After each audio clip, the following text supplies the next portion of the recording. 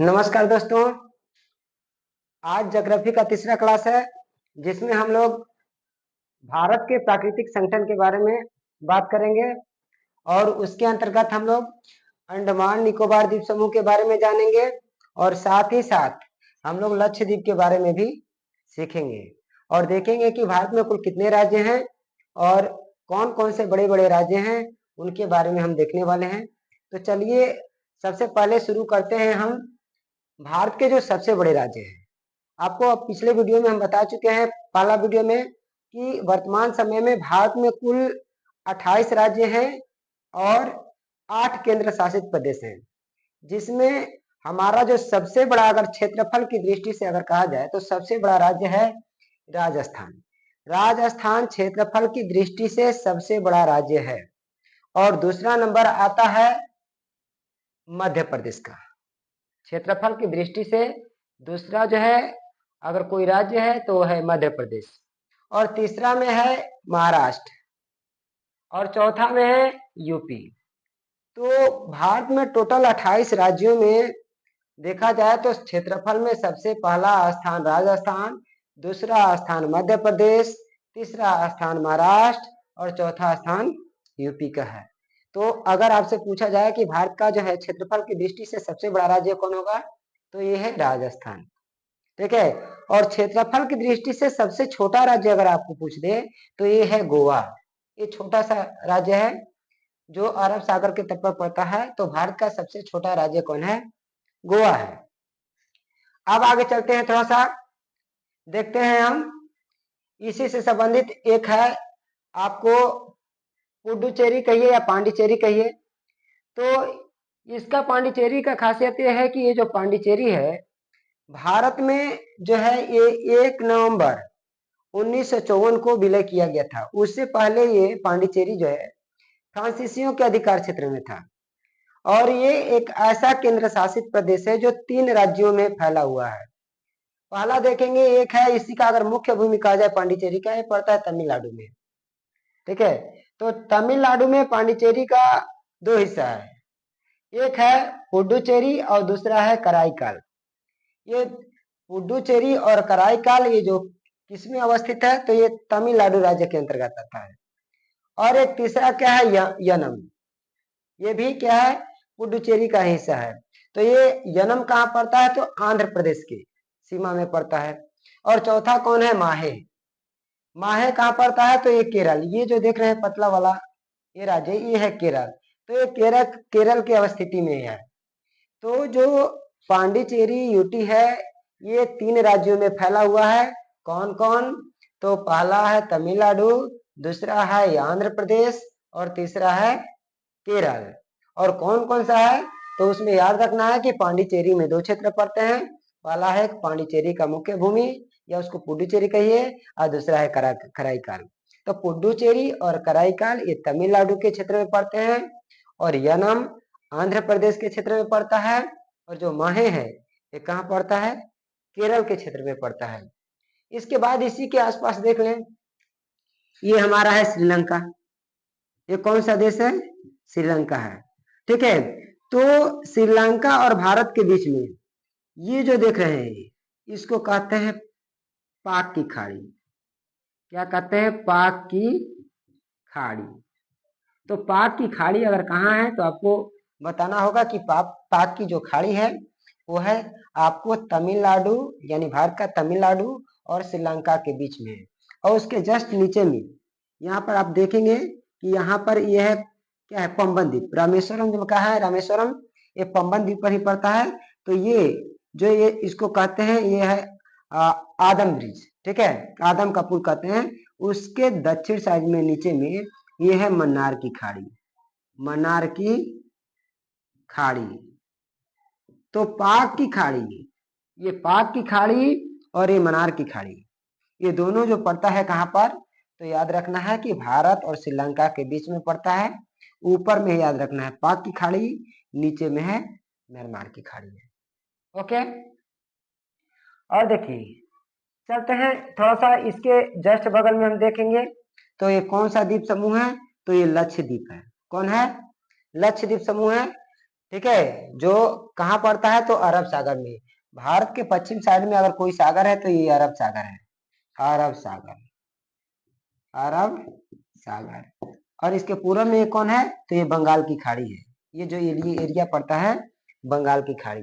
तो देखेंगे कि ये लक्षद्वीप समूह का अगर पूछेगा कि कहाँ है तो ये है अरब सागर में है। और किससे बना हुआ है तो ये प्रवाल से निर्मित है, प्रवाल से निर्मित ये द्वीप समूह है। तो देखते हैं इसके बारे में, लक्षद्वीप के बारे में। तो लक्षद्वीप के बारे में दो क्वेश्चन यहाँ से पूछा जा सकता है कि 9 डिग्री चैनल जो है कहाँ है। तो 9 डिग्री चैनल ये जो है आपको, यानी एक द्वीप है मिनिकॉय, लक्षद्वीप का ही एक द्वीप है, लक्षद्वीप समूह का मिनिकॉय। और जो है ये लक्षद्वीप का जो मुख्य भूमि है उन दोनों के बीच में 9 डिग्री चैनल है। ठीक है, आखिर ये 9 डिग्री है, 9 डिग्री चैनल क्या है तो ये आपको अक्षांश रेखा, अक्षांश रेखा यहाँ से गुजरती है 9 डिग्री अक्षांश रेखा, उसी के आधार पर इसको नाम दिया गया है 9 डिग्री चैनल। और उसके जस्ट नीचे में है 8 डिग्री चैनल। तो 8 डिग्री जो चैनल है किसके किसके बीच है तो मालदीव और मिनिकॉय के बीच है। ओके, तो नीचे से देखिएगा तो विषुवत रेखा है। तो विषुवत रेखा से इधर से जाएंगे 1 2 3 4 5 करते वक्त तो सबसे पहले 8 आएगा, इसके बाद 9 आएगा। तो अगर नीचे से देखा जाए तो मालदीव और मिनिकॉय के बीच कितने डिग्री का चैनल है तो 8 डिग्री का चैनल है। और मिनिकॉय और लक्षद्वीप के बीच कितने डिग्री का चैनल है 9 डिग्री का चैनल है। लक्षद्वीप किस सागर में पड़ता है तो आपको याद रखना है कि अरब सागर में पड़ता है। किससे बना है तो याद रखना है कि ये प्रवाल से निर्मित द्वीप समूह है। अब थोड़ा सा आगे चलते हैं कि हम इसके अंडमान निकोबार के बारे में देख लेते हैं। तो अंडमान निकोबार भी क्या है कि ये भी प्रवाल से ही निर्मित है। ये कहाँ पड़ता है तो पूरा जो अंडमान निकोबार पड़ता है बंगाल की खाड़ी में। तो सबसे ऊपर में देखते हैं, सबसे ऊपर में एक छोटा सा द्वीप है जिसको कहते हैं कोको द्वीप। ये कोको द्वीप जो है किसके क्षेत्र में पड़ता है तो हालांकि जो है शुरुआत में भारत के अधिकार क्षेत्र में था, लेकिन भारत ने इसको किसको दे दिया है, वर्तमान में म्यांमार के पास है, इस पर म्यांमार का अधिकार है। तो और ये जो तीनों है, ये जो देख रहे हैं ये अंडमान है, ये अंडमान है। और इसके नीचे कौन है ये निकोबार है। तो ये उत्तरी अंडमान और ये कोको द्वीप के बीच, ठीक है, एक रास्ता है जिसको कहते हैं कोको स्ट्रेट। तो कोको स्ट्रेट के बारे में अगर आपसे परीक्षा में पूछा जाए कि कोको स्ट्रेट कहाँ है तो आपको बताना है कि कोको द्वीप और उत्तरी अंडमान। उत्तरी अंडमान नहीं कहेगा तो अगर अंडमान निकोबार द्वीप समूह भी कह देगा तो आपको मार देना है। उत्तरी अंडमान और कोको द्वीप के बीच कौन सा स्टेट है तो ये है कोको स्टेट। अब थोड़ा आते हैं नीचे देखते हैं, ये उत्तरी अंडमान और यह है मध्य अंडमान, यह है दक्षिणी अंडमान। तो ये उत्तरी अंडमान के अगर जस्ट पूर्व साइड में जाएंगे तो आप देखेंगे कि एक द्वीप है जो ज्वालामुखी से बना है।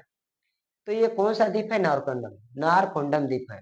तो नारकोंडम द्वीप कहाँ है तो आपको बताना होगा कि ये नारकोंडम द्वीप जो है ये बंगाल की खाड़ी में है। और किससे बना हुआ है तो ये एक प्रकार का ज्वालामुखी द्वीप है। दूसरा देखते हैं, ये मध्य अंडमान के जस्ट किस साइड में पूर्व साइड में बंगाल की खाड़ी में ही देखते हैं कौन है एक बैरन द्वीप। ये बैरन द्वीप जी जो है बना है ये भी बना है ज्वालामुखी से ही बना है, हालांकि ये सक्रिय नहीं है। तो बैरन द्वीप और नारकोंडम द्वीप ये दोनों कहाँ पड़ता है बंगाल की खाड़ी में। तो नारकोंडम जो द्वीप है कहाँ देखे हम लोग उत्तरी अंडमान के पूर्व में देखे।